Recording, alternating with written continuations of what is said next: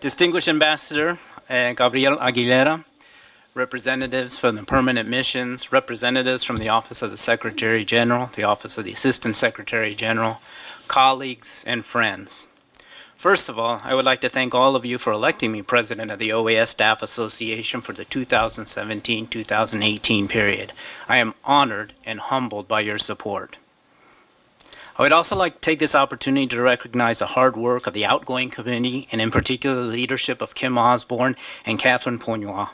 It takes a lot of time and effort to lead the Staff Association, and your work has not gone unnoticed. We will do our best to build on your accomplishments. I'd also like to welcome our new committee members, Luis Acevedo, who I served under when he was president 2 years ago, Rebecca Omaña, Adam Siegel, Luis Villalobos, Maria Elena Cruz, Magali Santos, Pamela Izaguirre, and of course Carlos Orani, who is our representative on the Retirement and Pension Fund, and Beatriz Ferro Santos, who serves as the alternate on the same committee. I've had the pleasure of working with some of you, and for others, this will be the first time. One of the nice things about working on the staff committee is having the opportunity to develop friendships with colleagues from other parts of the OAS, and with whom you'd otherwise rarely cross paths, and I truly look forward to it. I started at the OAS on August 9th, 1993. I remember that day because it was a very happy one in my life. One of the best, actually. As a kid growing up in Texas, I started to learn Spanish in high school, and I continued to study it in college. I was interested and active in politics.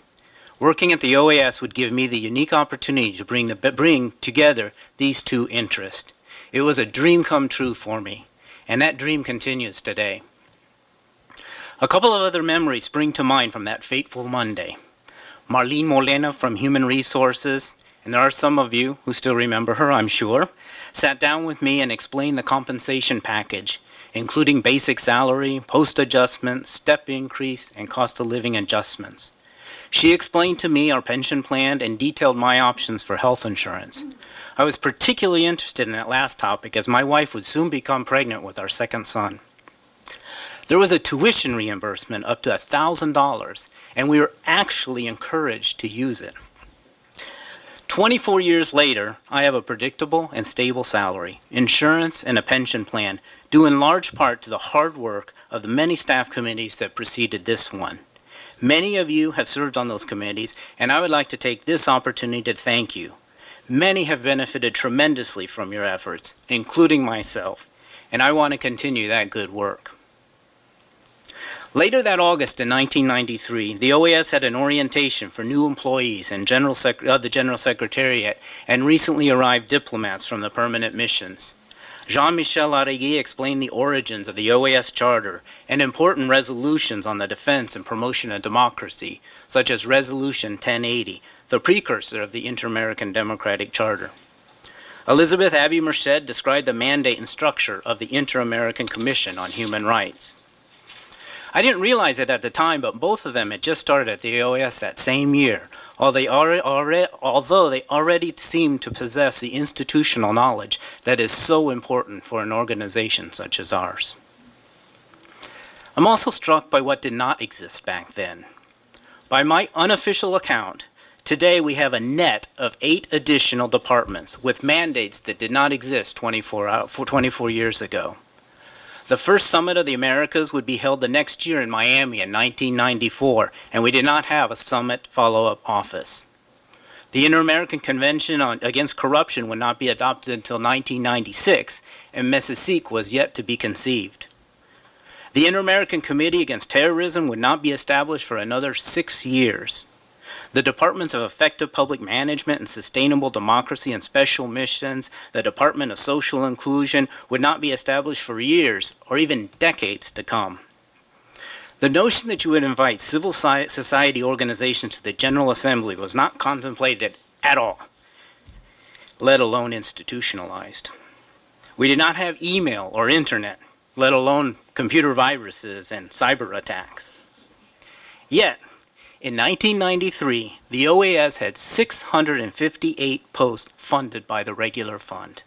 Today, we have 358. I think that's worth repeating. In 1993, we had 658 posts funded by the regular fund, and today we have 358. We have 300 fewer regular fund posts, and at least 8 new departments. We have done so much more with less.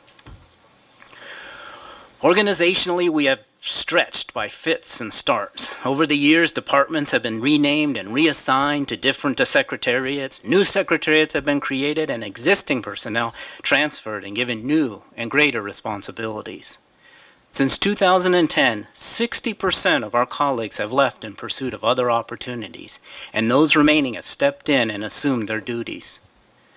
Oftentimes, their job descriptions and classifications do not reflect these new responsibilities. Article 38 of the General Standards calls for an organization-wide audit of posts and updating of job descriptions in periods of no less than 4 years. But we have not had such an exercise since 1996. It's been 21 years. We shouldn't have to wait any longer. The staff committee will continue to insist on funding to conduct this audit as soon as possible. Of course, some progress has been made. Upon taking office, Secretary General Almagro unfroze reclassifications, and many are at the final stages of this long and tortuous process. The outgoing committee has diligently sought to ensure that pending competitions are completed, and we will continue to work closely with the Department of Human Resources to meet the new deadline of December 31st of this year. We continue to do more with less. This could not be more true than in our OAS offices. Likewise, for our special missions in Haiti and the Dominican Republic, Honduras, Colombia, and the adjacency zone on the Belize-Guatemalan border, as well as the Judicial Facilitators Program. For many citizens in our hemispheres, our colleagues in these offices and missions are the first and sometimes the only contact they have with the Organization of American States. You, in the offices and special missions, are an integral part of the staff, and please know that we in the committee want to support you in any way possible. As president, I intend to reach out to you periodically, but please contact us if you have specific issues you need addressed. We continue to do more with less. We have met this challenge head-on. It provides us with professional opportunities that are not immediately available elsewhere. It gets us out of our comfort zone and forces us to learn new skills and become experts in new fields. However, the OAS should support staff and provide training, both internally or, if the information is not available in-house, through tuition reimbursement. Training is a cost-effective way to provide for the skills needed to maintain our effectiveness in this continuously changing work environment. Our Secretary General has taken very seriously the drafting and approval of new workplace policies, which were either non-existent before or hopelessly out of date. During the first 2 years of his administration, he has worked with the staff to institute a prohibition on workplace harassment, a policy on gender equality, diversity, and human rights, and most recently, an alternative work schedule. This is a very good start, but a policy is only as good as its enforcement. We need to continue to work to draft detailed procedures, which will apply to everybody across the board. This also includes our whistleblower protection policy, which was adopted in 2014, shortly before the election of the Secretary General.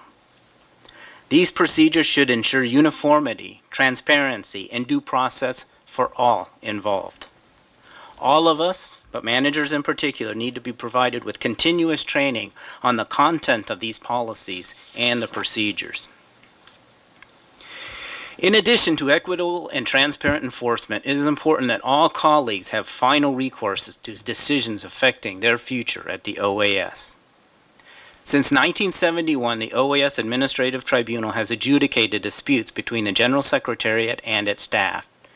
I am encouraged to learn that the administration has requested $96,700 for year 2018, but I remain concerned that the tribunal has suspended its activities for the remainder of the year due to a lack of funds.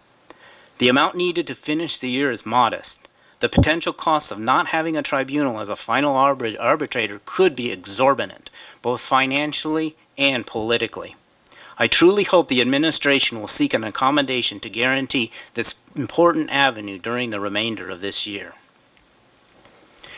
In 2010, our Department of International Law created model legislation on access to information, which was approved by the General Assembly in the same year. To paraphrase the Declaration of Nuevo Leon, quote, access to information, including those on privacy and confidentiality, is an indispensable condition for citizen participation and promotes a respect for human rights. We need to practice what we preach and ensure that information, updated, accurate, and relevant information is made available to the staff. Conversely, it is important that confidential and private information of each and every one of us is secured with proper safeguards and procedures. In my conversations with staff before and after the election, access to information, privacy, and confidentiality were reoccurring concerns, which will be addressed by this committee as soon as possible. I am sure that the Secretary General or the Assistant Secretary General, if the Secretary General or the Assistant Secretary General could wave a magic wand to increase resources, regularize contracts, equally apply our policies, and guarantee access to information, they would do it in a heartbeat. Of course, it's not as simple as that. The task ahead of us will require persistence from everybody. It will require hard choices from administration and the member states, providing scarce resources for initiatives that have long been neglected, but are vital to hone the skills of the staff and to ensure that we are afforded the guarantees and due process that we demand of our member countries. As staff, we must remain vigilant and address problems in a timely manner. We also need your help. Remain engaged. Share with us your ideas and suggestions. Volunteer for a committee. Do your part. The solutions to the challenges that face us do not lie with one individual, but with all of us. It is important that the staff committee, in coordination with the Office of Secretary General and others, cultivate and maintain support from the OAS permanent missions to increase the resources that have been depleted over the years. To do more, we need more. Thank you.